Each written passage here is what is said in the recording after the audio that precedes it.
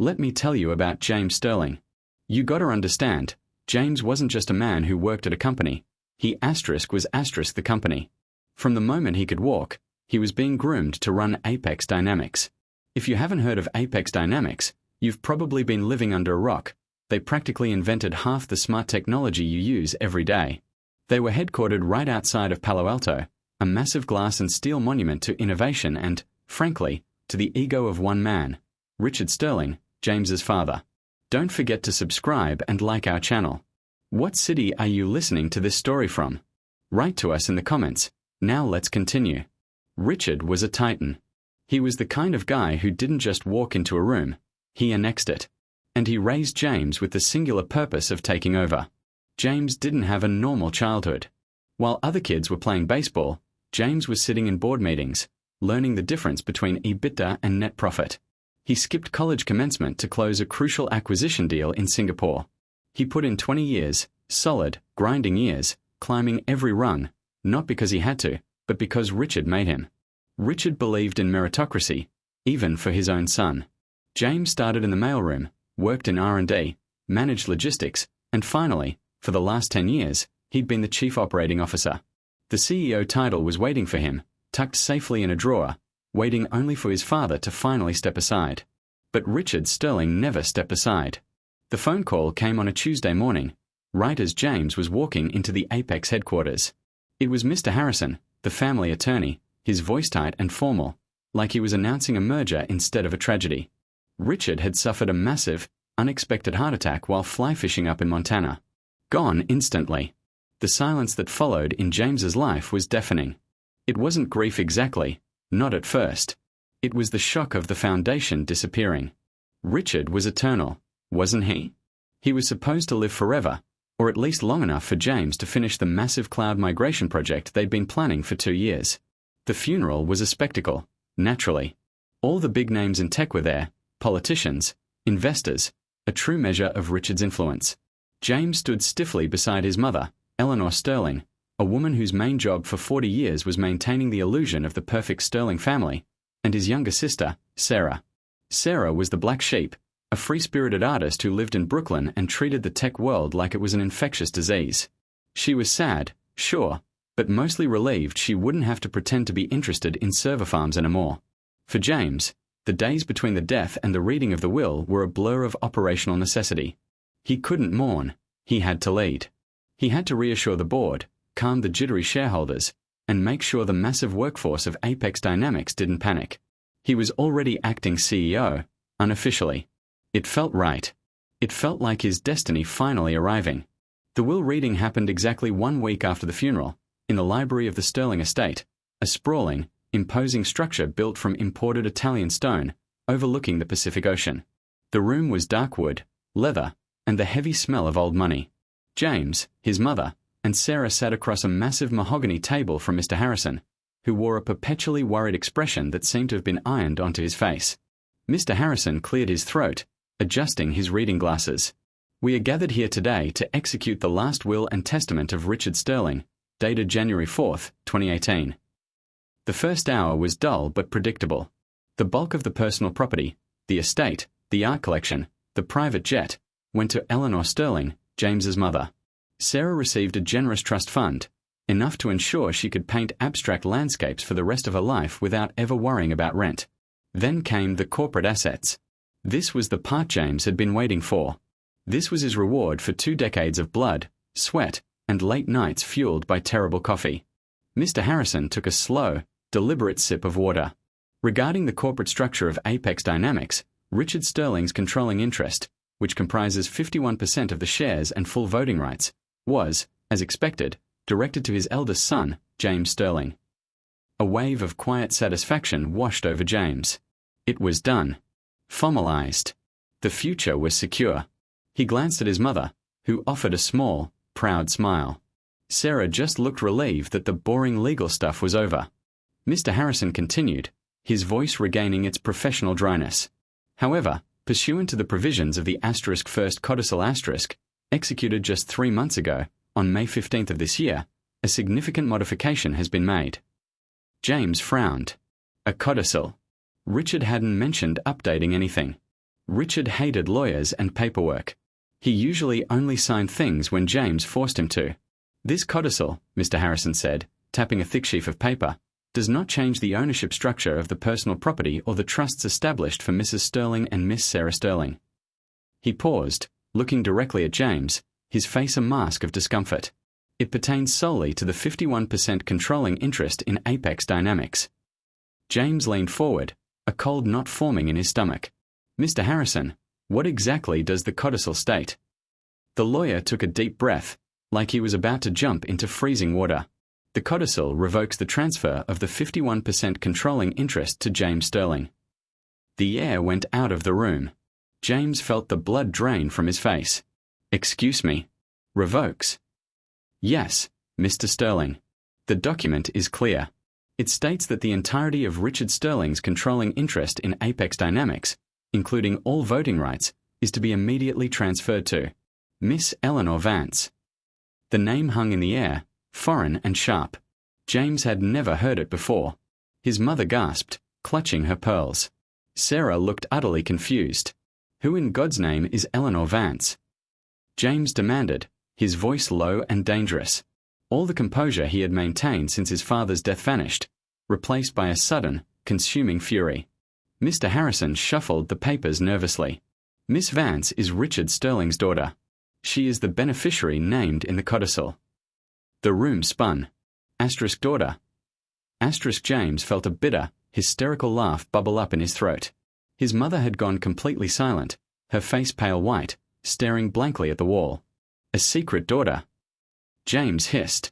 My father kept a mistress for 30 years and fathered a secret child, and now, suddenly, 3 months before his death, he decides to hand over the company I dedicated my life to.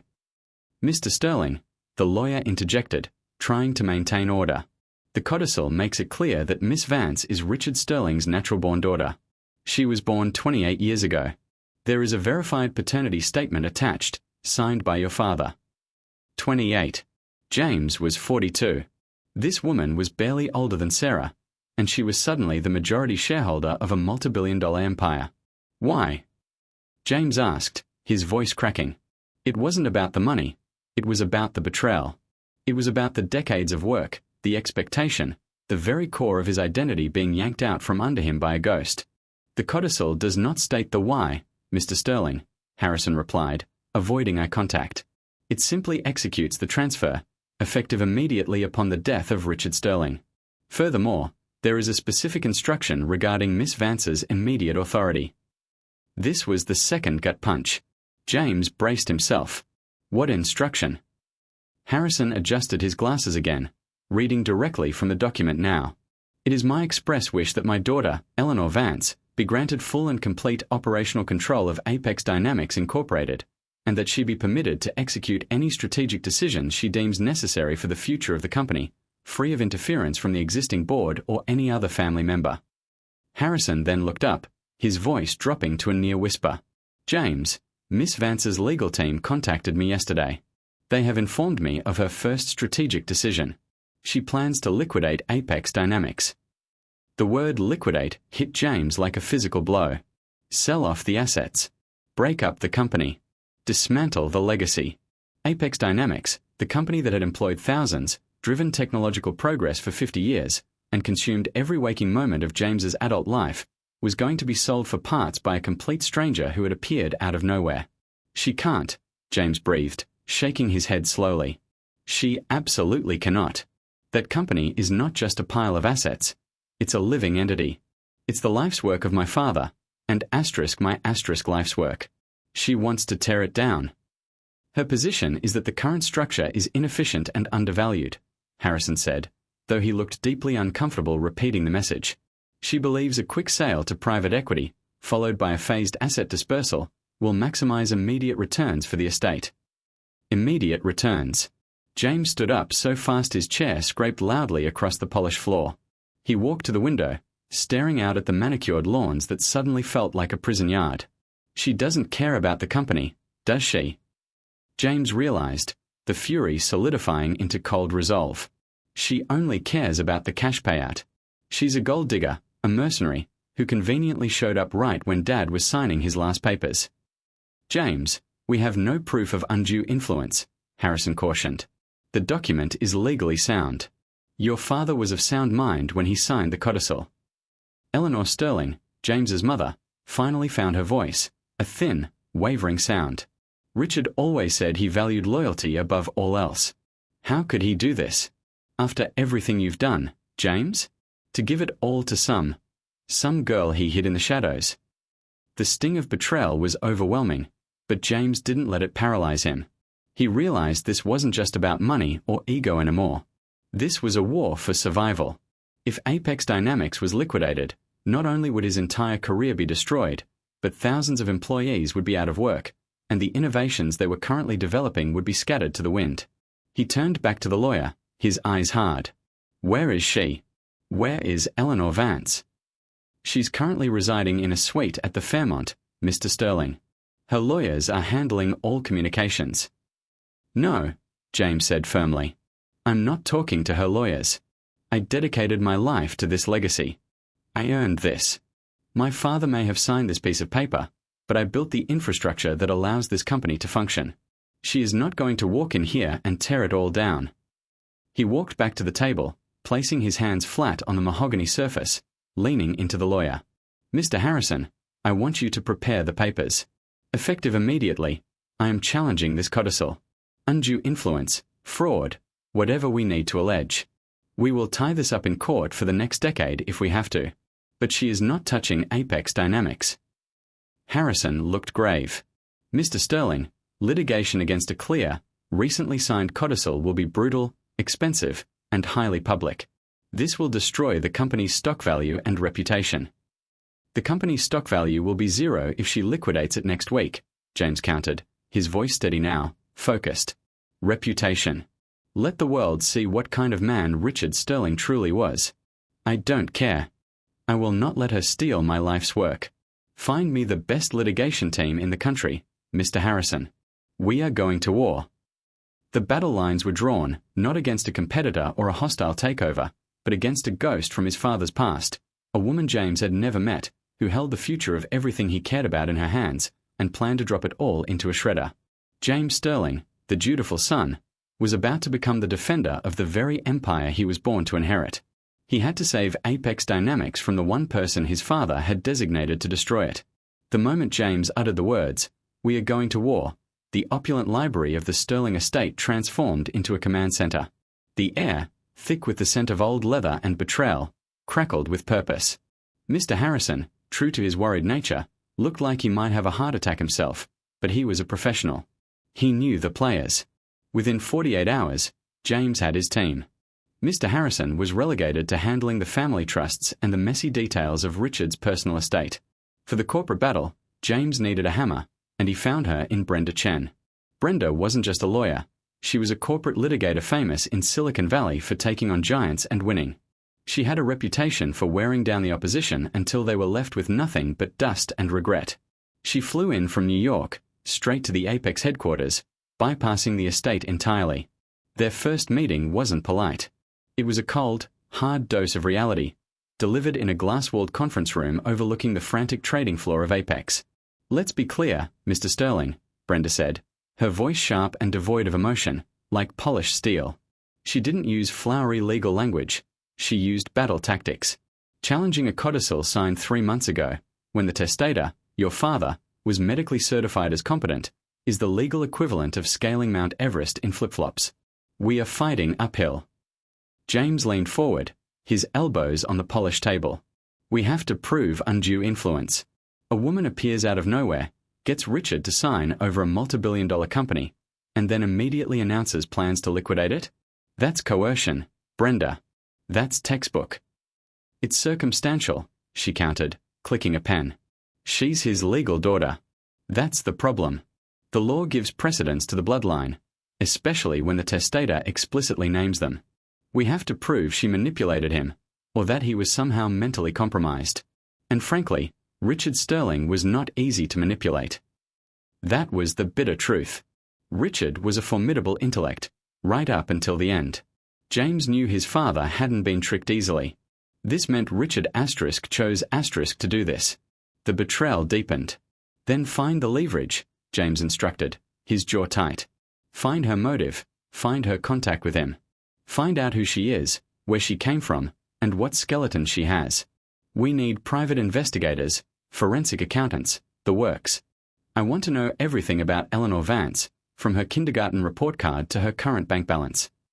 Brenda smiled, a thin, predatory curve of the lips. That, Mr. Sterling, is what I do best. We will bury her in discovery. But understand this, the clock is ticking. And the clock was indeed ticking, not just legally, but corporately. The news broke the next morning, not through a formal press release, but through a leak, almost certainly by Eleanor Vance's legal team, James suspected. The headline screamed across every financial news outlet, Sterling Air challenges will, Apex Dynamics faces liquidation threat. The market went ballistic. Apex stock, usually a steady, reliable giant, plummeted 15% in the first hour of trading. Panic spread faster than a virus. James spent the next 3 days living in the Apex war room, functioning on adrenaline and black coffee. He had to manage the fallout. The board was in revolt. They were a collection of old guard loyalists and venture capitalists, and they only cared about one thing, shareholder value. James, you must stop this internal fighting, boomed Marcus Thorne, the longest-serving board member, over a frantic video conference. If you tie this company up in probate court, our Q4 projections are shot. The institutional investors are pulling out. Marcus, if I don't challenge this, the company ceases to exist next month. James shot back, his voice raw. Eleanor Vance has zero interest in Apex's mission. She is a liquidator. She sees server farms. I see the future of AI. I am defending the company from destruction. You are defending your inheritance, James, Thorne countered, brutally honest. And in doing so, you are destroying the value for every other shareholder. We need a resolution, now. James knew he was right. The longer this legal battle dragged on, the more vulnerable Apex became to a genuine hostile takeover from an outside competitor, or worse, a forced sale by the board itself to stabilize the situation. He had to neutralize Eleanor Vance, and he had to do it fast. Meanwhile, the investigators Brenda had hired started digging up dirt, or rather, the surprising lack thereof. Eleanor Vance wasn't some flashy socialite or a career criminal. She was, ironically, incredibly boring. Born and raised in Omaha, Nebraska. Her mother, Martha Vance, had been Richard Sterling's personal assistant for 2 years in the early 90s, when Apex was still growing. The relationship was brief and, apparently, very secret. Martha raised Eleanor alone, never claiming child support, never mentioning Richard Sterling publicly. Eleanor had attended the University of Nebraska, graduating with a degree in finance. She wasn't an artist like Sarah, or a pampered heir like James. She worked her way through school, then spent 6 years climbing the ladder at a mid-sized asset management firm in Chicago, specializing in distressed assets and corporate restructuring. She's good at breaking things apart and selling the pieces, Brenda summarized dryly, reviewing the dossier. She's not a gold digger in the traditional sense, James. She's a professional liquidator. She knows exactly what she's doing. This realization was almost worse. A gold digger could be bought off. A professional, driven by the cold logic of maximizing return, was a far more dangerous adversary. She wasn't after drama, she was after efficiency. When did they connect? James demanded. When did Richard find her? The records were vague. About 6 months ago, Richard Sterling had taken a mysterious trip to Chicago, claiming it was for a small, private acquisition. 3 months later, the codicil was signed. It seems he reached out to her, Brenda confirmed. He verified the paternity privately, and then, for reasons known only to him, decided to give her the keys to the kingdom. Why didn't he give her a massive trust fund? James argued, pacing the room. Why give her the control? If he wanted to provide for her, he could have made her the wealthiest woman in Nebraska without destroying his life's work. Because, James, Brenda said, leaning back, Richard Sterling was an egotist. Maybe he didn't want his daughter to be a pampered recipient of charity. Maybe he wanted her to earn the money by executing a massive corporate action. Or maybe he just wanted to watch the chaos unfold. We can't know what was in his head, but we know what the paper says. James needed to look her in the eye. He needed to understand the force that was tearing his life apart. He instructed Brenda to set up a meeting. Not a negotiation, not a legal deposition, but a face-to-face discussion. A chance to appeal to whatever human decency might exist inside the woman who shared his father's DNA. The meeting was held in a neutral location, a private conference room at a high-end law firm in downtown San Francisco, chosen specifically because it was equidistant from the Sterling estate and Eleanor's hotel suite. James arrived early, impeccably dressed, radiating the controlled power of a man who had run an empire for a decade. He was accompanied only by Brenda Chen. Eleanor Vance arrived exactly on time, flanked by two lawyers who looked like they specialized in crushing small nations. The first thing James noticed about Eleanor was how unremarkable she looked. She wasn't flashy. She wore a simple, tailored charcoal suit, her dark hair pulled back severely. She had the same piercing blue eyes as Richard, but none of his bluster. She was quiet, composed, and unnervingly calm. She looked like a highly competent, slightly bored mid-level manager. She was 28, but she carried the weight of someone much older. She didn't offer a handshake. She simply sat down, placing a slim briefcase on the table.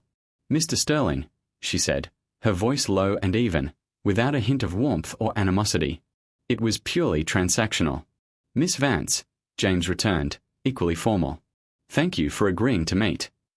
"I agreed because my legal team advised that a brief, unproductive meeting might satisfy your desire for closure before we proceed to the inevitable conclusion," Eleanor replied.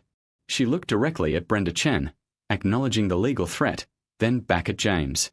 "Let's keep this brief." James bypassed the legal niceties. "I understand you have the legal right to the controlling interest, but I need to understand your motivation for the liquidation. Apex Dynamics is a 50-year legacy. It employs over 5,000 people. We are currently developing technology that will change the global infrastructure. You are planning to dismantle that for a quick cash return." Eleanor listened patiently, her expression never shifting. When James finished, she took a moment, then opened her briefcase and pulled out a single sheet of paper, a printout of financial analysis. "Mr. Sterling, I have reviewed the financials of Apex Dynamics extensively over the past 3 months," she began, speaking like she was giving a presentation to investors, not to her furious half-brother. "Your father built an incredible company, but you, and the current board, have allowed it to become bloated and inefficient." She tapped the paper. "Your current R&D spending is 30% higher than the industry average, with returns that are diminishing year over year. Your cloud migration project, the one you spent 2 years planning, is projected to cost $500 million, and based on the current market trajectory, it will be obsolete within 4 years of completion." James felt a heat rise in his neck. "That is a strategic investment in the future, Miss Vance. We are positioning ourselves for market dominance." "You are positioning yourselves for insolvency in a rapidly changing market," she cut him off, smoothly. "The current valuation is high, based primarily on the intangible value of Richard Sterling's name and historical patents. If we wait 2 more years, that value will erode as newer, nimbler competitors surpass you. My fiduciary duty to the estate, and to the shareholders, is to maximize the return now." She paused, folding the paper precisely. "Liquidation is not destruction, Mr. Sterling. It is optimization. The patents will be sold to companies who can actually utilize them efficiently. The real estate will be sold at a premium. The capital will be returned to the estate, and thus to the rightful heirs." "The rightful heirs?" James scoffed, leaning close. "You mean yourself. You walk in here, demanding the spoils of a war you didn't fight, a legacy you didn't build." Her blue eyes finally flashed, not with anger, but with a cold indifference that was far more chilling. "I am the rightful heir according to the last legal document signed by Richard Sterling," she stated flatly. "And as for not building it, perhaps not. But I guarantee you, I understand the balance sheet better than you do, James. You see Apex through the romantic lens of legacy. I see it as an undervalued asset that needs to be unlocked." "You are throwing away lives," James pressed, his voice strained. 5,000 employees, their families. "They are data points on a payroll ledger," Eleanor interrupted, completely unmoved. "They will find new jobs. Companies restructure and dissolve every day. Your emotional attachment to this company is clouding your judgment, and frankly, it's what made you a poor steward of the assets in the first place." Brenda Chen put a restraining hand on James's arm, sensing he was about to explode. "Miss Vance," Brenda interjected smoothly, taking control. We are challenging the codicil based on undue influence. This will be a long, painful, and public process. It will certainly depress the asset value you are trying to maximize. Eleanor gave Brenda a faint, almost pitying smile. I understand the threat, Ms. Chen. But I have two things you don't. First, I have the clear intent of the testator, backed by a recent signature. Second, I have the time. I can afford to wait you out. You, however, are losing millions in stock value every day this litigation proceeds. She stood up, signaling the end of the meeting. I am prepared to offer you, James, a generous settlement in exchange for you dropping the lawsuit immediately. We can discuss a non-voting share package that will allow you to walk away wealthy, without the responsibility of running a sinking ship. James stared at her, the realization settling like concrete in his gut. She wasn't just cold, she was prepared. She had studied him, studied the company, and already calculated the cost of the legal battle. I won't take your blood money, Eleanor, James said, rising to meet her gaze. And I won't let you destroy Apex Dynamics. You want a war. You have one. You may have the paper, but I have the institutional knowledge, the loyalty of the core team, and the infrastructure. You can own the stock, but you don't own the company. I will fight you in every courtroom, every boardroom, and every press conference until you are forced to walk away. Eleanor didn't flinch. She simply tilted her head slightly. I look forward to the challenge, James. But when this is over, I will have the money, and you will have nothing but the memory of a failed legacy.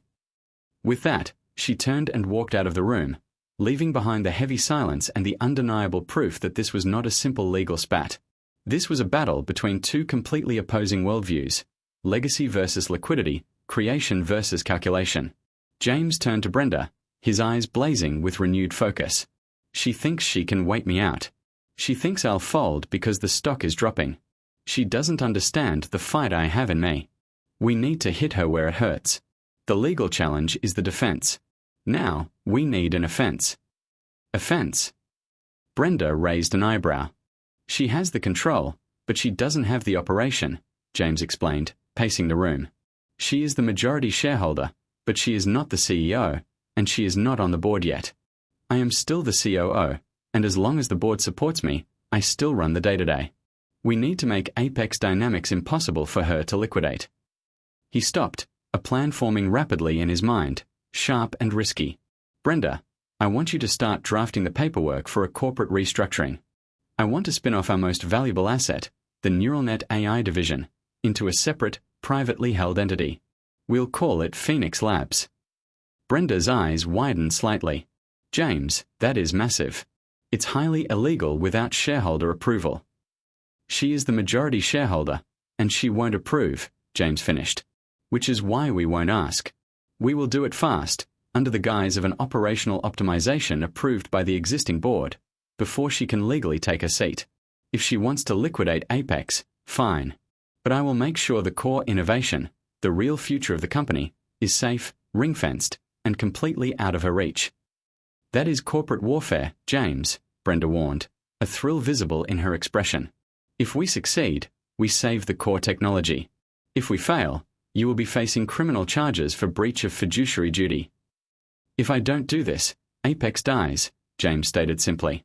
I am saving the legacy my father built, even if it means destroying the paper he signed. Get the papers ready. We move in 72 hours. We are going to steal the future of Apex Dynamics back from the woman who just inherited it. The stakes had just been raised from a simple inheritance dispute to a full-blown, high-speed corporate heist. James Sterling, the dutiful son, was about to become the rogue savior of his father's empire, forced to use the same ruthless tactics his father had mastered. And the target of his attack was his own half-sister. The battle for Apex Dynamics was about to get ugly. You gotta understand, when James told Brenda Chen, "We are going to steal the future of Apex Dynamics back," he wasn't speaking figuratively. He was talking about a corporate heist conducted in broad daylight, using the very legal loopholes his father had always despised. The timeline was brutal, 72 hours. That was the window they calculated before Eleanor Vance's lawyers could formally install her as the controlling shareholder and issue a stop order on all major corporate actions. James had to move like a ghost, fast and silent, carrying the weight of a multi-billion-dollar operation on his back. The asset he wanted to save was the crown jewel, the neural net AI division. This was where the real innovation lived: the algorithms, the patents, the team of brilliant, eccentric engineers who were developing the next generation of machine learning. If Eleanor liquidated Apex, NeuralNet would be sold off to the highest bidder, likely a competitor, and scattered to the four winds. James's first hurdle was the Apex Dynamics board of directors. He called an emergency session, citing urgent strategic optimization necessary to stabilize market confidence following the stock plunge. The meeting was tense, held deep inside the fortress-like headquarters. The air conditioning hummed, but the room felt suffocating. Marcus Thorne, the old guard loyalist, glared at James from across the table. "James, the market is panicking because of your lawsuit. Now you want to spin off the only thing holding our valuation together." "Marcus, listen to me," James pleaded, his voice low but urgent. He had prepared meticulously. "Eleanor Vance is a liquidator. She told me to my face she sees Apex as an undervalued asset ready to be broken up. If she gains full control, we all lose. You lose your seats, the employees lose their jobs, and the technology dies." He slammed his hand lightly on the table, making the water glasses jump. "We have one chance. We spin off NeuralNet AI into a new, privately held entity, Phoenix Labs. We transfer the core patents, the key personnel, and the necessary seed capital before Vance can stop us. Apex Dynamics becomes a holding company for legacy assets and sales infrastructure. It's less valuable, yes, but it saves the future." "And who controls Phoenix Labs?" another board member, a venture capitalist named Sandra, asked, her voice skeptical.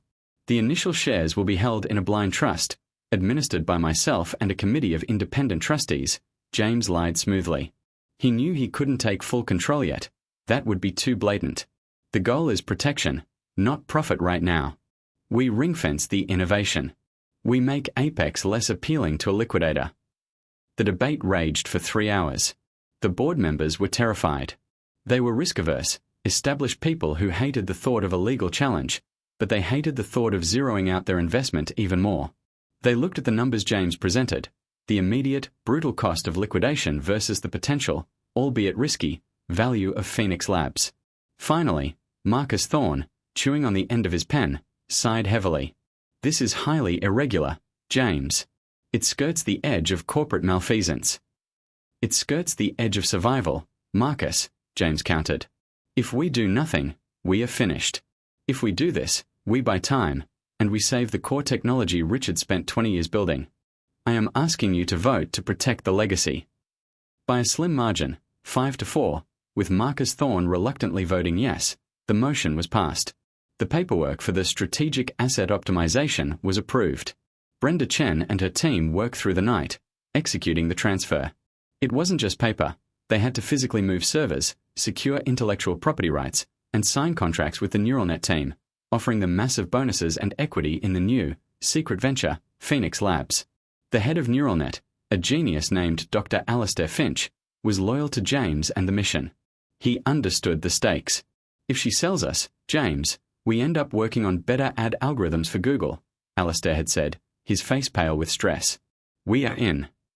71 hours and 30 minutes after James made the decision, the transfer was complete. Phoenix Labs was born, a digital ghost ship sailing away from the doomed Apex Dynamics. James didn't sleep. He stood in his office, watching the California dawn break over the Pacific, feeling a strange mix of exhilaration and dread. He had just committed what was, by all appearances, corporate fraud, all in the name of saving his father's company. And then, the storm hit. It was 9 a.m. The market opened. The news of the optimization, which the press quickly figured out was a massive spin-off, leaked instantly.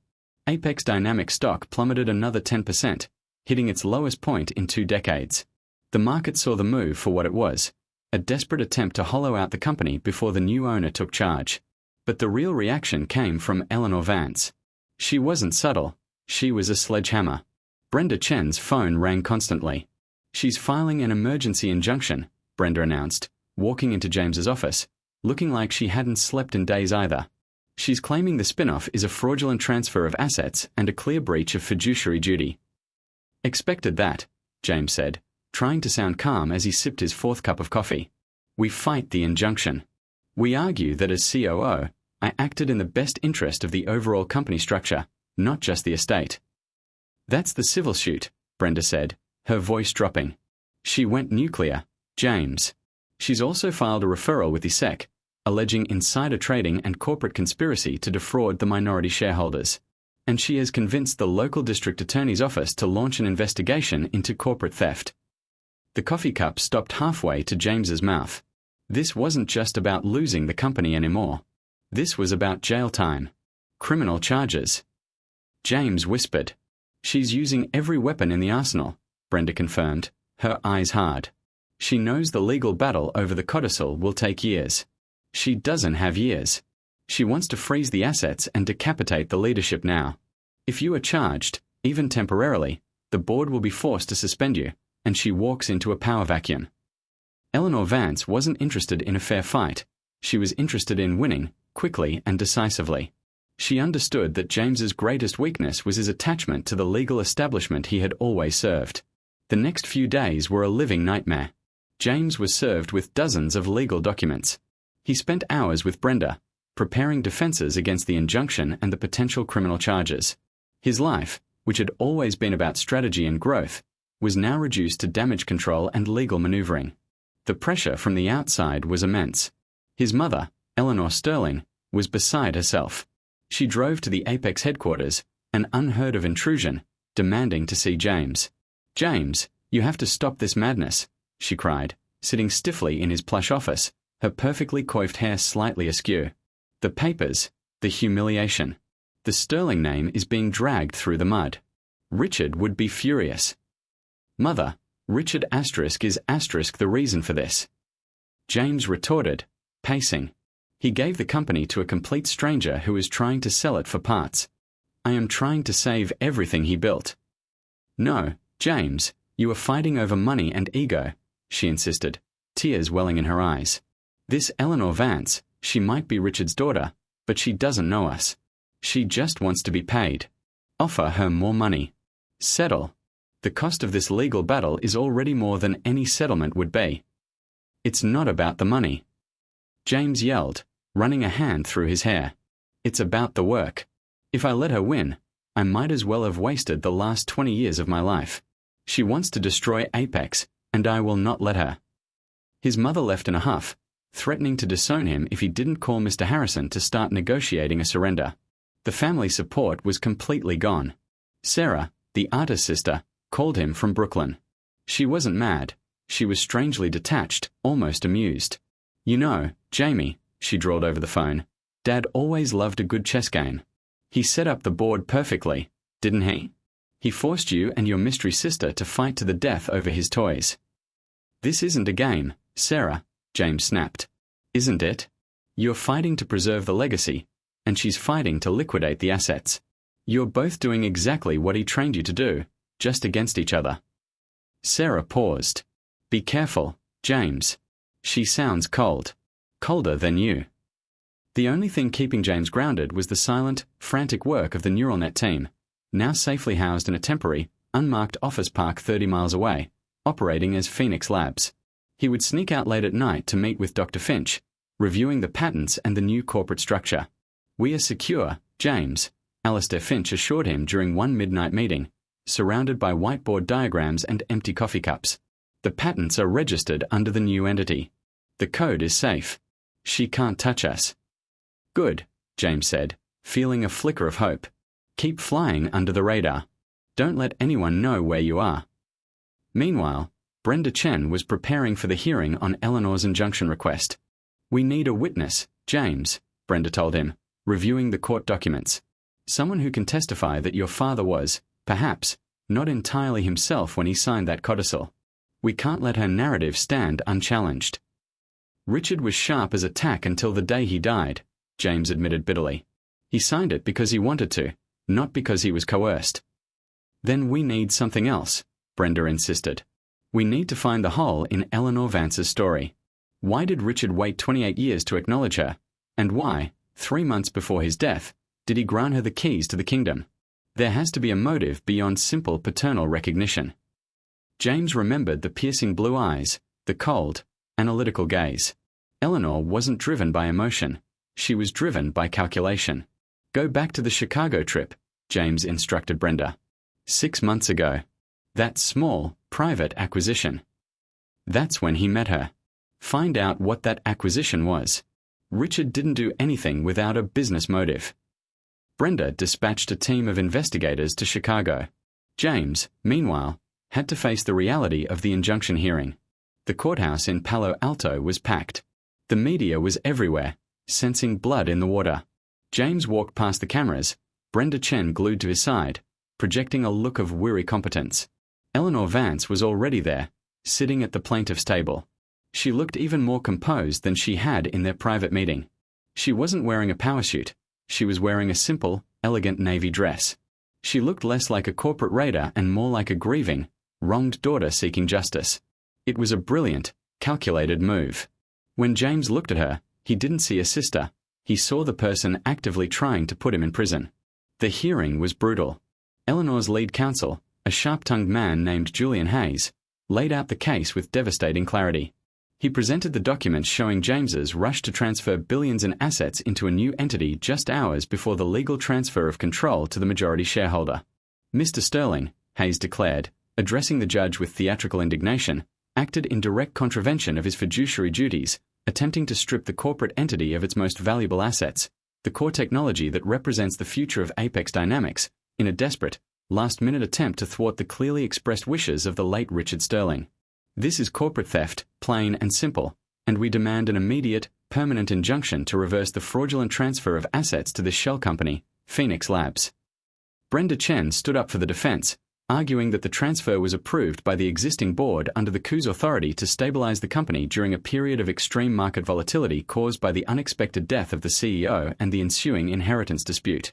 My client acted to protect the long-term viability of the technology, which would have been destroyed by the plaintiff's expressed intention to liquidate the company, Brenda argued. This was a defensive maneuver, not a fraudulent one. The judge, a weary woman who clearly hated being dragged into this high-profile family mess, listened intently. Then, Julian Hayes called Eleanor Vance to the stand. Eleanor took the stand, her demeanor quiet and respectful. Hayes guided her through the narrative, how Richard Sterling had found her, acknowledged her, and, recognizing her professional expertise in corporate restructuring, entrusted her with the company's future. Miss Vance, Hayes asked gently, when you learned of the existence of Apex Dynamics, did you ever intend to destroy it? No, sir, Eleanor said, looking sincere. I intended to optimize it. My father recognized that the company, in its current state, was over-leveraged and inefficient. My plan was to restructure the assets to ensure maximum return for all the heirs and shareholders, including James Sterling. She paused, then looked straight at the judge, her blue eyes brimming with manufactured sadness. Instead, James Sterling, who felt entitled to the entire empire, used the moment of my father's death to commit corporate sabotage, stealing the most valuable division of the company and putting it into a secret entity. I am asking the court to stop him before he can finish dismantling what my father entrusted to me. It was a brilliant performance. She painted James as the entitled, spoiled heir throwing a tantrum, and herself as the responsible, professional daughter trying to execute her father's wishes. James watched from the defense table, his hands clenched beneath the surface. Asterisk, she's lying, asterisk, he thought.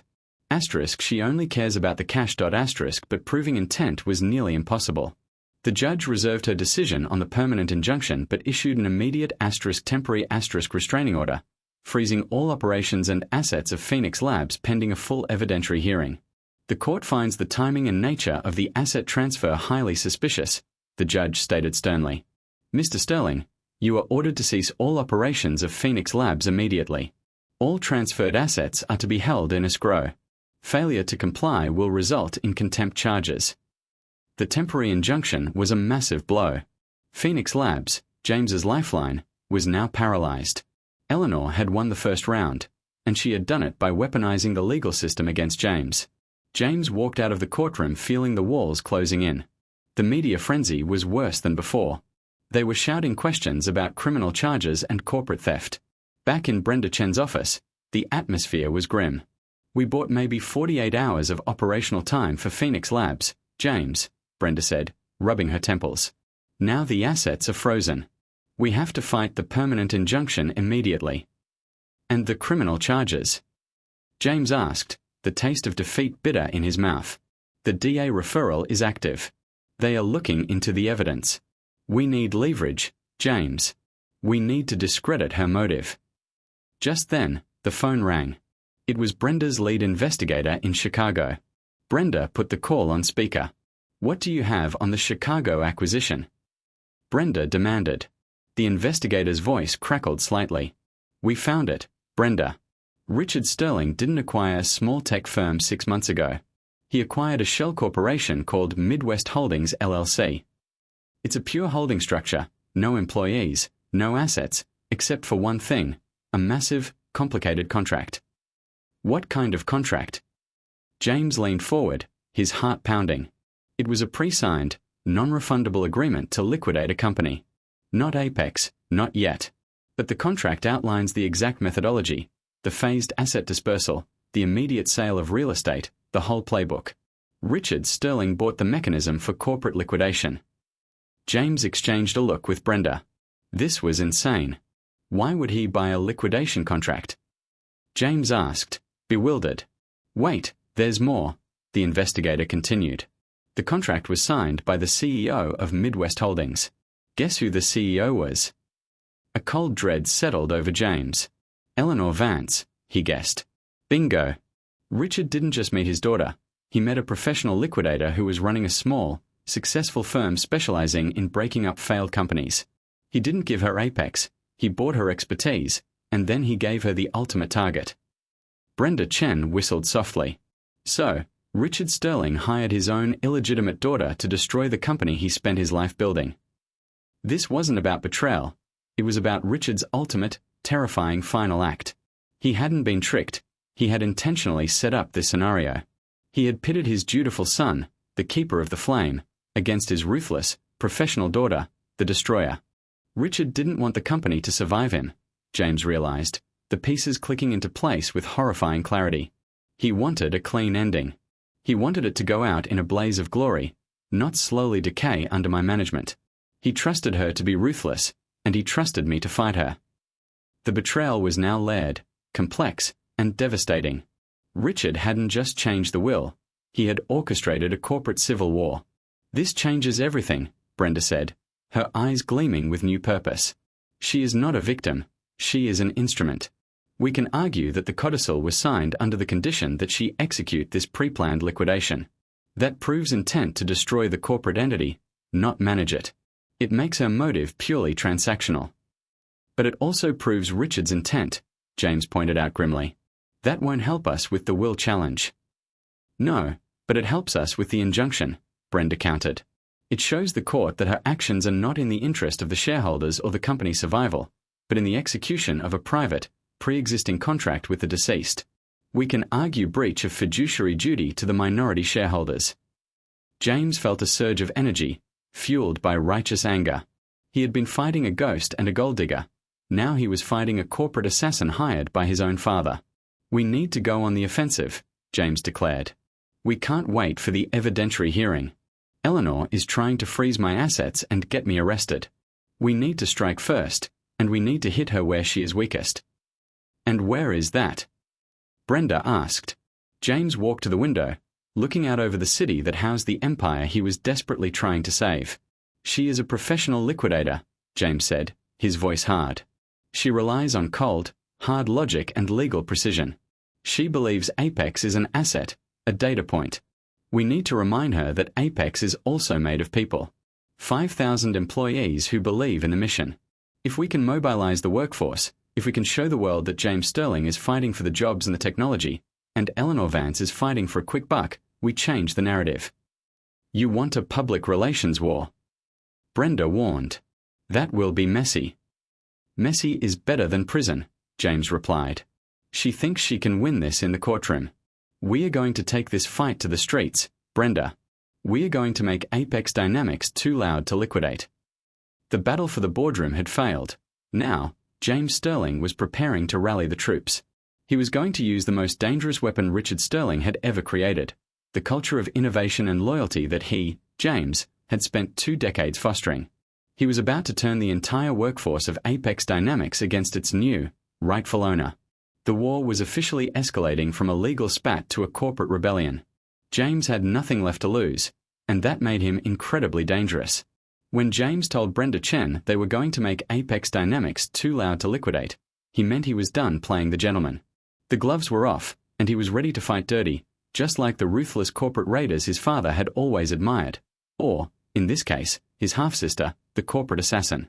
The first step wasn't a press conference. It was a carefully orchestrated internal message. James knew the legal system was slow and biased towards the paper trail Richard had left.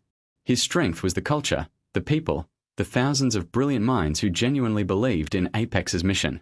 He recorded a video message, broadcast late that afternoon to every single employee across the global network. He sat not in his opulent executive office, but in a small, windowless lab in the R&D wing, surrounded by prototypes and humming servers, the real heart of the company. He didn't wear a suit. He wore a simple button-down shirt. He looked tired, but resolute. "I need to talk to you honestly about what is happening," James began, his voice steady, yet clearly strained. "As many of you know, the control of Apex Dynamics was transferred upon my father's death. I accepted that. I accepted my father's choice to bring his natural-born daughter, Eleanor Vance, into the family." He paused, letting the silence hang heavy. "What I cannot accept is her plan. Eleanor Vance is not here to lead Apex Dynamics into the future. She is here to dismantle it. She is a professional liquidator. Her expertise is breaking things apart and selling them for scrap." James then dropped the bomb, using the information from Chicago. "We have discovered that 6 months ago, my father did not just acknowledge Eleanor, he hired her. He purchased a shell company run by Miss Vance, a shell company whose sole purpose was holding a pre-signed, non-refundable contract to liquidate Apex Dynamics upon his death. This was not an inheritance. It was an assassination contract." The words echoed through cubicles and cafeterias across 3 continents. My father, in a final, incomprehensible act, chose to pit his legacy against his own children. He forced a choice: destruction for quick cash, or survival through brutal, public resistance. He looked directly into the camera, his blue eyes intense. "I chose survival." "I chose *U*. The Phoenix Lab spin-off, which is now facing legal challenges, was a desperate, emergency move to protect our most valuable innovation, the neural net AI, from being sold off to our competitors. Eleanor Vance is now using the courts to freeze our assets, stop our work, and force me out. She is trying to put me in jail for protecting your jobs and this company's future. But Apex Dynamics is more than a balance sheet, and it is more than a piece of paper signed in a Chicago office. It is the life's work of thousands of people. We will fight this in court, but we must also fight this in the market and in the public square. I am asking every single person here, from the janitorial staff to the senior engineers, to resist this liquidation. Make this company impossible to break. Show the world what happens when you try to destroy innovation. We will not be silenced. We will not be sold. We are Apex Dynamics. We are fighting for our lives." The effect was instantaneous and explosive. James had framed the conflict perfectly, not as a squabble between 2 rich heirs, but as a battle between a dedicated leader and an outside mercenary trying to destroy American jobs. Within the hour, the video had leaked. It went viral. Hashtags like #SaveApex and #LegacyNotLiquidity flooded social media. Reporters immediately latched onto the assassination contract angle, and the story exploded from a financial footnote into a major national drama. The employees responded with fierce loyalty. They didn't strike, which would have played into Eleanor's hands. Instead, they adopted a strategy of internal, highly visible resistance. In the San Francisco headquarters, engineers started wearing black armbands. The R&D teams, energized by James's plea, started holding public, informal seminars on the company's future projects, inviting local media to film them discussing the innovations Eleanor Vance plans to shred. Logistics managers, citing operational inefficiencies due to legal uncertainty, began subtly slowing down the processing of non-essential asset inventories, the very assets Eleanor would need to catalog for sale. The internal resistance was powerful because it was organic and highly photogenic.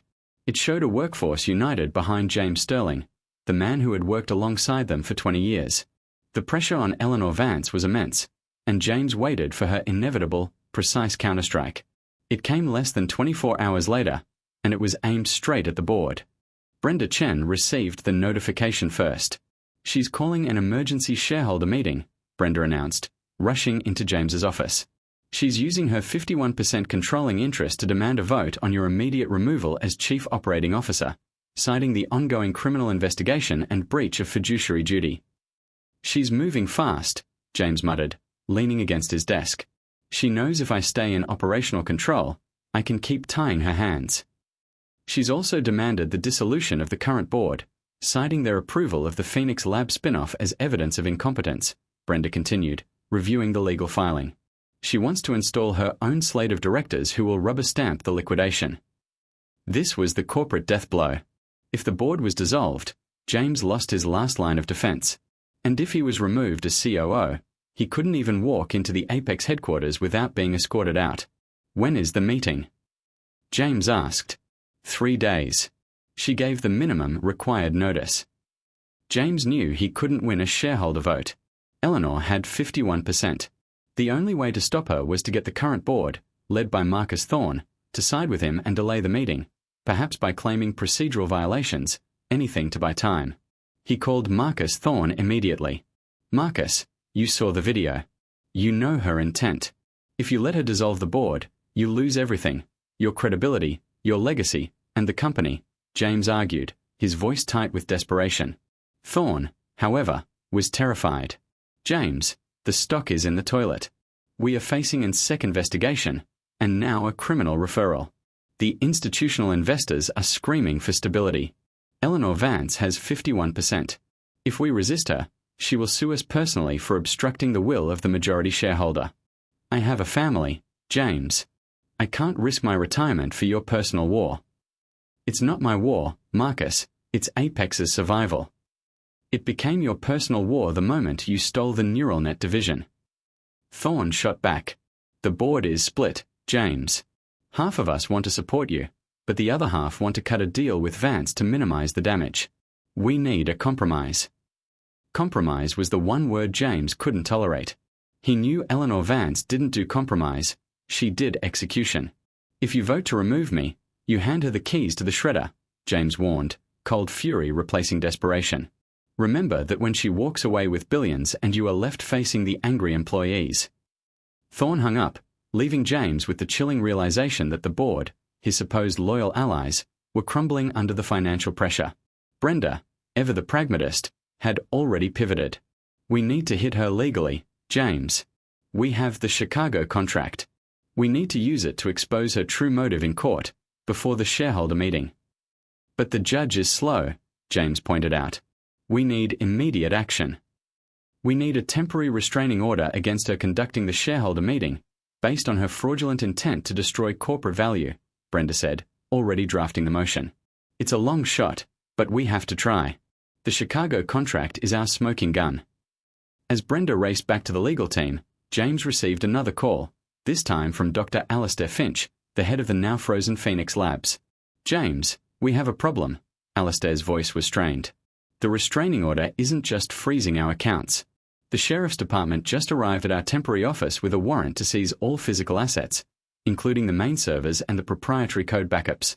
They're claiming it's part of the criminal investigation into corporate theft." James's blood ran cold.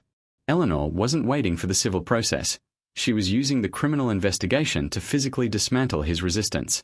If they took the servers, the neural net AI, the entire future he had risked everything to save, would be in the hands of the state, ready to be handed back to Eleanor Vance. "Alistair, you need to stall them," James commanded, grabbing his jacket. "Do not let them touch those servers. I'm on my way." "James, they have a warrant. They are threatening to arrest my team." "Stall them, Alistair. I'll be there in 20 minutes. Brenda, meet me at Phoenix Labs, now." James jumped into his car, ignoring speed limits, tearing toward the unmarked office park. This was no longer a legal battle. It was a physical confrontation. When James arrived at the Phoenix Labs office, the scene was chaos. 2 sheriff's deputies were arguing loudly with Alistair Finch and a handful of terrified engineers. A massive moving truck was backed up to the loading dock. "You are obstructing a legal seizure, sir," one deputy was shouting at Alistair. "We are preserving intellectual property." Alistair yelled back. You can't just seize code. It's highly sensitive. James strode past the deputies, his eyes locked on Alistair. What's the situation? They have a blanket warrant for all assets transferred from Apex Dynamics to Phoenix Labs, Alistair whispered, pale. They are going to load the primary data center onto that truck. James looked at the deputy who seemed to be in charge. I am James Sterling, the COO of Apex Dynamics. I authorized the transfer of these assets. This seizure is based on a frivolous criminal referral filed by a hostile shareholder. We have a warrant signed by a judge, Mr. Sterling, the deputy said, unimpressed. If you interfere, you will be arrested. James thought fast. He couldn't physically fight them. He couldn't ignore the warrant. But he knew the one thing Eleanor Vance feared more than anything: losing control of the narrative. Fine, James said, stepping back slightly. You can seize the assets. But I need to ensure the data integrity during the transfer. I need to supervise the shutdown process. The deputy hesitated, then consulted with his partner. 5 minutes. And no funny business. James nodded, then turned to Alistair. Alistair, listen carefully. We are going to make this data worthless to them. He looked at the servers, then back at the deputies. I need one of your guys, Alistair. The fastest typist you have. A young engineer named Kevin, who specialized in network security, stepped forward, trembling. Kevin, I need you to go to the main console. I want you to initiate a full, unrecoverable, multi-pass wipe on the secondary backup drive. Now. But James, that's years of work. Alistair protested. It's better than giving it to Eleanor, James hissed. She wants the code, she wants the patents. She wants the asset value. We keep the real core knowledge in our heads, and we destroy the rest. Kevin, his hand shaking, moved to the console. James stood guard, watching the deputies. What's he doing? The deputy asked suspiciously. He's running a diagnostic to ensure no data is corrupted during the physical move, James lied smoothly, putting his body between the deputy and the console screen. Kevin typed furiously. The multi-pass wipe wasn't fast, but it was thorough. It was a scorched earth policy. James was destroying billions in intellectual property, his own legacy, to prevent Eleanor from gaining control of it. Just as the deputy started to move toward the console, James's phone vibrated. It was Brenda Chen, arriving just in time. James, stop! Brenda yelled, rushing toward them, waving a piece of paper. I got a temporary reprieve. The judge is holding an emergency session on the injunction motion tomorrow morning, and she agreed to freeze the seizure until then. She shoved the document into the deputy's hand. The deputy read it, grumbling, then ordered the moving truck driver to wait. You got lucky, Mr. Sterling, the deputy warned. But we'll be back tomorrow if the judge rules against you. James watched the deputies retreat, then turned to Kevin, who looked pale and shaken. Kevin, did you finish the wipe? Kevin swallowed hard. No, sir. It was about 80% done when Ms. Chen arrived. The primary drive is still intact, but the secondary backup, it's gone. James felt a wave of relief mixed with nausea. He had narrowly avoided total corporate destruction, but he had still intentionally destroyed years of work. He had crossed a line he never thought he would cross. Good, James said, his voice flat. Now, lock everything down. No one touches those servers until we hear from the judge tomorrow. That night, James didn't go home. He, Brenda, and Alistair holed up in Brenda's San Francisco office, preparing for the most critical court appearance of James's life. If he lost the injunction hearing, he would lose Phoenix Labs, he would be removed as COO, and Eleanor would proceed with the liquidation unimpeded. Brenda worked relentlessly, weaving the Chicago contract, the assassination contract, into a compelling legal argument. We have to paint a picture for the judge, Brenda explained, pacing. James didn't steal assets. He executed a defensive maneuver against a hostile action planned by the deceased himself. Eleanor Vance is not a family member seeking reconciliation. She is a hired corporate tool. But what about the criminal referral? James worried.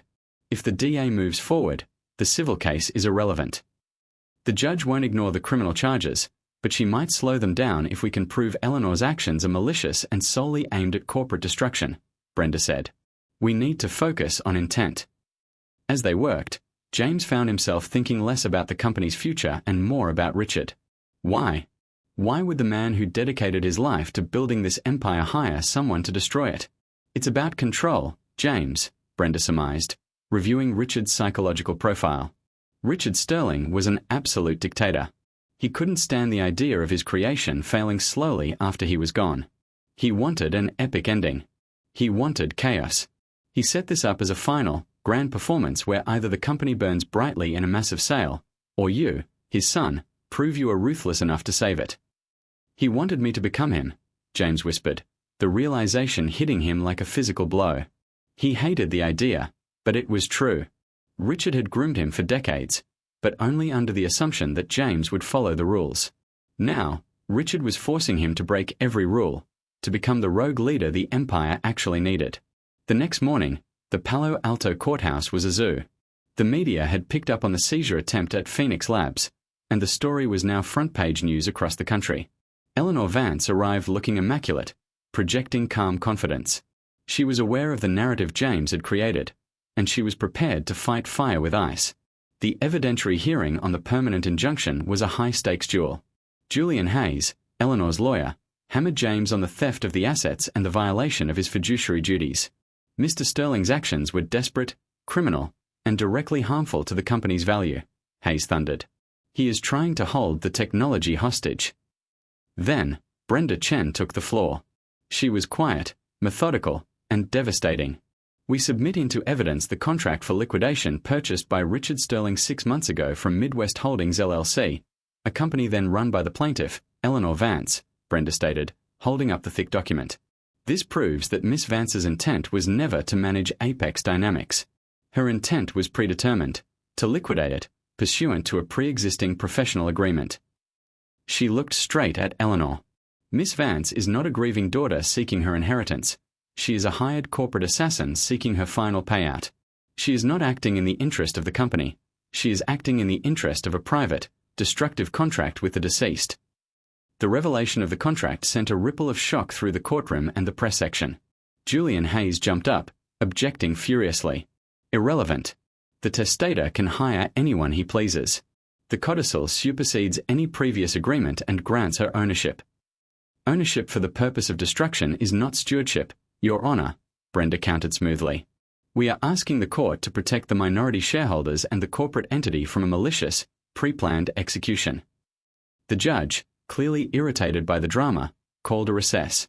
James watched Eleanor Vance, who, for the first time, looked rattled. Her composure had cracked. She hadn't expected James to uncover the Chicago acquisition.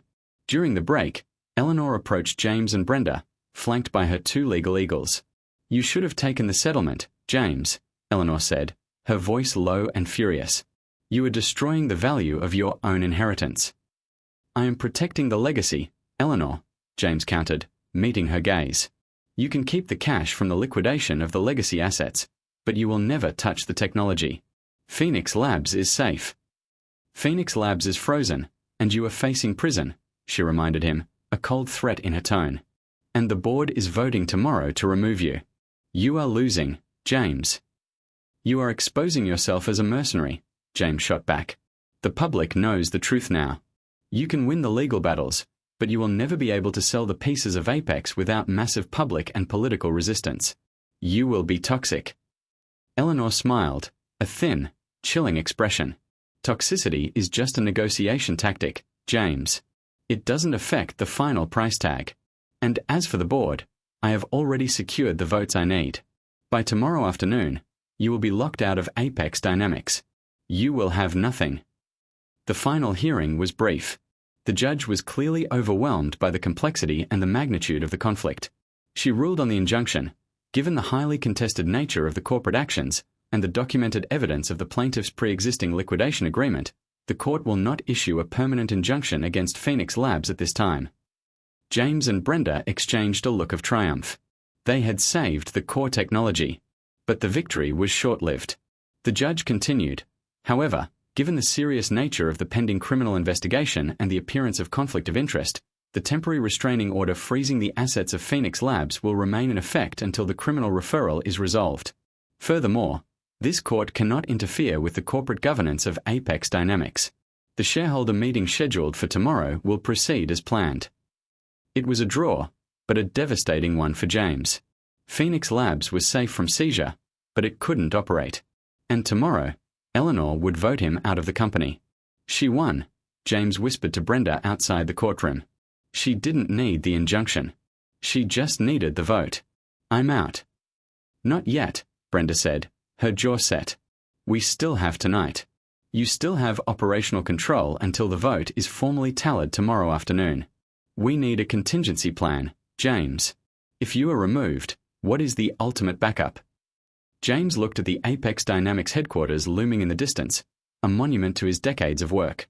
He realized he had one last card to play, one last act of defiance that would either save the company or send him to prison. She wants to destroy the structure, Brenda, James said, a reckless fire burning in his eyes. I will make the structure worthless before she gets to it. I can't stop the vote, but I can stop the liquidation. How, James? Apex Dynamics relies on massive, proprietary datasets and complex, interlocking internal systems, the very things I spent 20 years building. If I'm removed, I can't let her inherit a clean, sellable operation. He looked at Brenda, the decision made. I am going to crash Apex Dynamics. Not destroy it, but cripple it.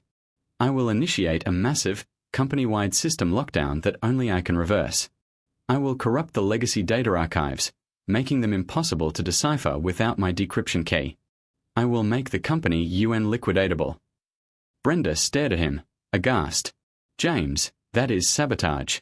That's a massive felony. That's handing the DA all the evidence they need for a conviction. It's also the only way to save those 5,000 jobs, James countered, utterly calm. If she liquidates a functional company, she gets billions.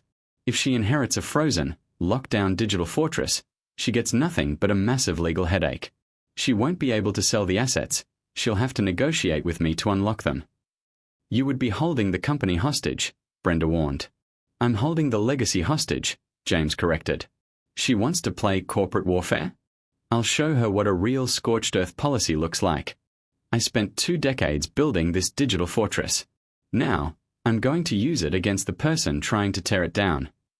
If you do this, James, you are burning your bridges, your reputation, and possibly your freedom, Brenda said, her voice laced with admiration and fear.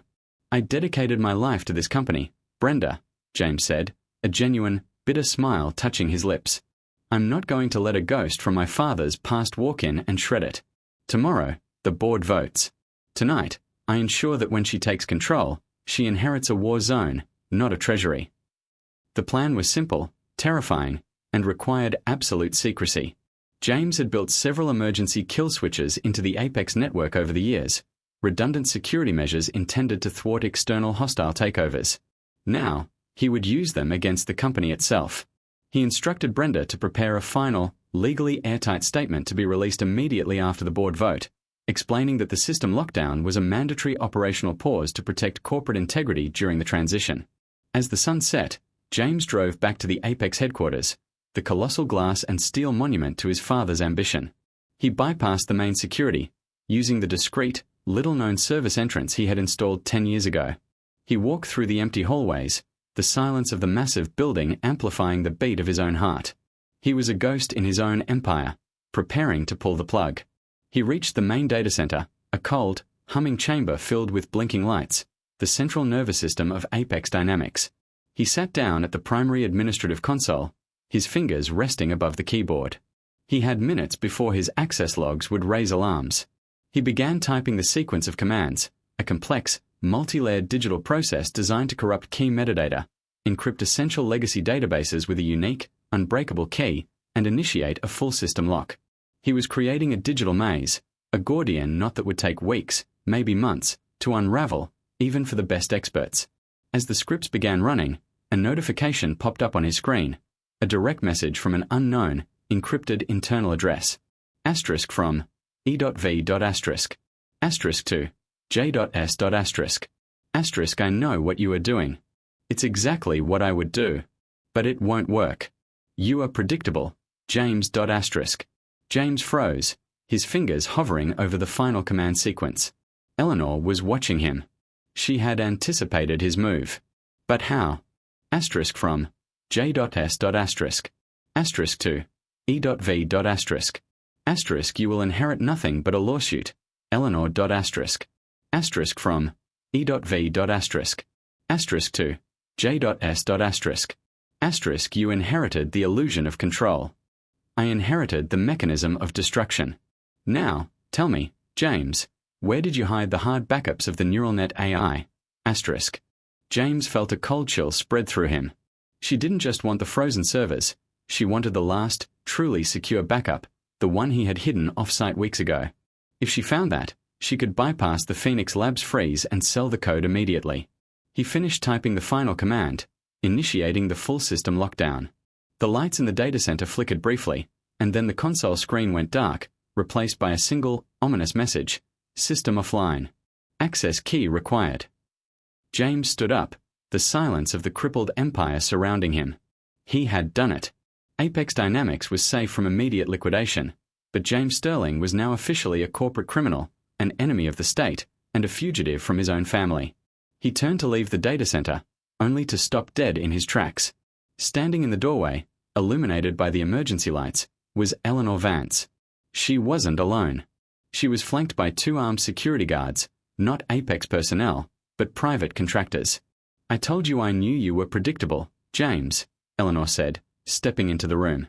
She was holding a small, silver object, an old-fashioned keycard reader that James recognized instantly. The service entrance you used? I had the locks changed this afternoon. I own the building now, remember? And I knew you wouldn't leave the core assets alone. James felt a wave of icy panic. He was trapped. You can't stop the lockdown, Eleanor, James challenged, trying to project confidence. The system is offline. You need my key to reverse it. Eleanor smiled, that same thin, professional smile. Maybe. But I don't need the system to be online to ask you one final question, James. Where is the neural net backup? Go to hell, James spat. Eleanor nodded to the guards. Secure him. We need to have a serious conversation about the location of the intellectual property. The guards advanced. James realized he was no longer fighting a legal battle or a corporate war. He was fighting for his freedom, and perhaps his life, in the cold, dark heart of the empire he had just crippled. The last, desperate gamble had failed, and now, James Sterling was a prisoner in his own domain. His fight to save the legacy had just become a fight for survival. The 2 security guards, massive men in black uniforms, moved quickly. James didn't resist. He knew a physical struggle was pointless. The real fight was still happening in the digital realm and in his mind. Take him to the conference room on the 50th floor, Eleanor instructed, her voice calm and authoritative, completely devoid of the panic James felt. And make sure he can't access any communication devices. I want to talk to my brother privately. As the guards marched James through the silent, dark headquarters, the emergency lighting casting long, spectral shadows, James realized the crushing depth of his failure. He had gambled everything on the system lock, believing it was the one move Eleanor couldn't anticipate. But she had been watching. She had known the moment he bypassed the primary security protocols. They reached the 50th floor, the executive level. The conference room was stark and modern, overlooking the sparkling expanse of the San Francisco Bay. James was pushed into a leather chair at the massive table. Eleanor dismissed the guards, leaving them standing outside the soundproof doors. Eleanor sat across from him, placing the old-fashioned keycard reader, the one she had used to lock the service in trance, onto the table. You're a fool, James, she said, not with anger, but with cool disappointment. You acted on emotion. Sabotage is not strategy, it's self-immolation. You just handed the district attorney a signed confession. I saved the company from liquidation, James countered, trying to keep his voice level despite the adrenaline still surging through him. You now own a multi-billion-dollar paper company with a useless data center. You can't liquidate what you can't access. You need my key, Eleanor. And you won't get it. Eleanor leaned back, crossing her arms. You think you saved it. You destroyed billions in asset value. And you made yourself a criminal. I don't need your key to win the war, James. I just need to wait until the board votes tomorrow afternoon, and then I'll hire a team of the best forensic hackers in the world. They will take 3 weeks, maybe 4, to crack your system. In the meantime, the company is stable, and you are irrelevant. 4 weeks of paralysis will kill the company's market share, James shot back. And those assets will be worth pennies on the dollar by the time you figure out my decryption sequence. You're a liquidator, Eleanor. You specialize in speed. You just lost your window. She smiled, a tiny, chilling gesture that didn't reach her eyes. Ah, but you forgot one thing, James. I don't need the lock system to sell the real prize. The neural net AI. Where is the hard backup? It's safe. And it's not on Apex property, James said, his jaw clenching. He had hidden it in a secure, third-party vault in Nevada, under layers of shell corporations. He refused to give up the core of Phoenix Labs. Eleanor sighed, the sound exasperated. Let's cut the theatrics, James. We both know what Richard wanted. He didn't want a quiet inheritance. He wanted a fight. And he wanted a clean, final outcome. He wanted me to fail, so you could cash out, James said bitterly. No, Eleanor said, her tone suddenly serious. She picked up the keycard reader and slowly ran her thumb over its worn plastic casing. He wanted to see which of his children understood the real value of Apex dynamics. You think he set us up to fight to the death. You're wrong. He set us up to fight to the truth star. James frowned. What are you talking about?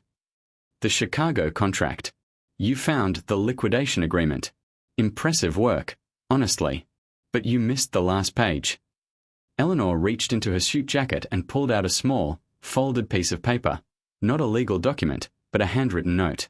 She placed it next to the keycard reader. When Richard hired me 6 months ago, he didn't just hire a liquidator. He hired someone who could execute the most complex corporate breakup in history.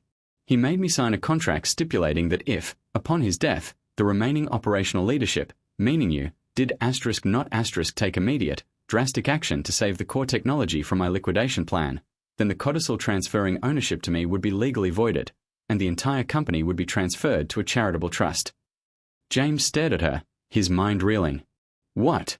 He was forcing me to fight you. He was forcing you to be ruthless. He was forcing you to breach your fiduciary duty, to commit corporate theft, to become the rogue leader he knew the company needed to survive the modern market. If you had just accepted your fate, if you had just sued me civilly and waited, Apex would have been liquidated, and I would have been paid handsomely for the work, but the ownership would have reverted to charity, leaving the Sterlings with nothing. Eleanor's blue eyes, so like Richard's, were intense now. He didn't want me to inherit a company run by a dutiful son. He wanted me to inherit a company run by a ruthless son, or, if you failed, a company that was destroyed, rather than slowly dying. And you? James demanded. If I had failed, you would have just let the company go to charity. I would have been paid my full contracted fee for the liquidation service, which was substantial, Eleanor admitted honestly. I was paid to execute a plan, regardless of the ultimate owner. But the key to the contract was your action, James. Richard built a failsafe into the system. If you proved you had the killer instinct to save the technology, then and only then did my ownership become truly valid.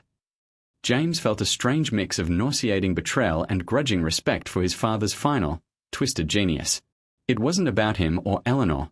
It was about the test star.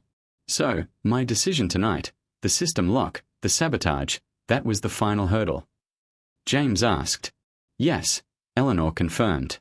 By locking the system and resisting the seizure of the neural net patents, you proved you prioritized the future of the technology over your personal safety and legal compliance. You proved you are the ruthless son Richard always wanted. She slid the handwritten note across the table. It was Richard's distinctive, sprawling signature. The note was brief. If James proves he is worthy of the future, the two must agree on the terms of the division. This note, Eleanor explained, was sealed with the second codicil, which outlines the division of assets. It's only valid if we both acknowledge the terms of Richard's test. James picked up the note, his hand shaking slightly. He wasn't a criminal. He was a winner, just in the most convoluted, dangerous game imaginable. The division of assets, James said slowly, looking at Eleanor. What are the terms? Richard was never interested in the old Apex, the bloated manufacturing, the legacy sales infrastructure. He hated the inefficiency you managed to maintain, Eleanor said. He wanted a clean, Lean core innovation entity. Phoenix Labs. The division is simple, James. You lead Phoenix Labs, free of my interference, with the full backing of the neural net patents and the core R&D team. I will handle the liquidation of the remaining Apex Dynamics assets, the real estate, the legacy patents, the sales divisions. I will maximize the return on the destruction, and the proceeds will fund Phoenix Labs and the family trusts. James stared at her. You want to be my bankroll. I want to complete my contract and maximize the family wealth, Eleanor corrected. And I want to ensure that the entity I fund, Phoenix Labs, doesn't waste my money on inefficient operations. We are partners in this, James. You are the vision. I am the execution. You create. I'm Monai's. It was the perfect, terrifying synthesis of their two skill sets, the exact balance Richard had spent his life trying to achieve, and failed, until now. He had forced them to achieve it through conflict. You drop all legal actions, the injunction, the SEC referral, the criminal charges, James demanded. Done. I withdraw them all immediately, citing a misunderstanding regarding the complex corporate structure established by the deceased. Eleanor agreed. I will ensure your access to the Apex network is restored so you can unlock the system, which will stabilize the stock enough to allow an orderly liquidation. And you, James, you must publicly endorse my role in the strategic restructuring of Apex Dynamics. James paused, running a hand through his hair. This was surrender and victory wrapped into one. He would lose the name Apex Dynamics, the company he had spent his life preparing to lead, but he would gain the future, free from the corporate bureaucracy and Richard's heavy hand. He would gain Phoenix Labs, clean and funded. And the keycard reader? James asked, pointing to the silver object on the table. Eleanor gave him a look that finally held a flicker of something human, maybe amusement. That is the master key to every system Richard ever built, James, including the one you just locked. He gave it to me when he signed the contract. He knew you would try to lock the system. He just wanted to see if you had the guts to do it. James realized he hadn't won the digital battle. He had simply fulfilled the final requirement of the test. Deal, James said, extending his hand across the table. Eleanor shook it firmly, her grip cold and professional. Welcome to the family, James. Now, let's get this system back online. We have a company to dismantle. The next few weeks were a blur of intense, high-stakes cooperation. Brenda Chen, initially horrified by James's sabotage, was thrilled by the legal escape hatch Richard had engineered. She worked with Eleanor's legal team to file a cascade of withdrawals and clarifications that baffled the press and stabilized the market just enough for Eleanor to begin her work. James, reinstated as the CEO of the now unfrozen Phoenix Labs, worked with Alistair Finch to move the neural net team into a permanent facility in Seattle, far from the toxic environment of Silicon Valley. They were funded, free, and focused solely on innovation. Eleanor Vance, now the interim CEO of the remaining Apex Dynamics, or Legacy Apex, as the press dubbed it, executed the liquidation with chilling efficiency. She was exactly what she claimed to be, the best in the business. She sold off the massive Palo Alto headquarters, the inefficient manufacturing plants, and the outdated sales divisions, maximizing returns at every turn. She managed the layoffs of thousands of employees with cold, precise severance packages, turning James's emotional liability into a clean financial ledger. The stock, after its initial stabilization upon the restructuring announcement, soared one last time as investors realized the sheer capital gain from the asset dispersal. 6 months later, Apex Dynamics was officially dissolved. The name Sterling was off the NASDAQ, replaced by the quiet, privately held success of Phoenix Labs. James sat in his new, modest office overlooking the Puget Sound, reviewing the growth projections for Phoenix Labs. They were aggressive, but achievable.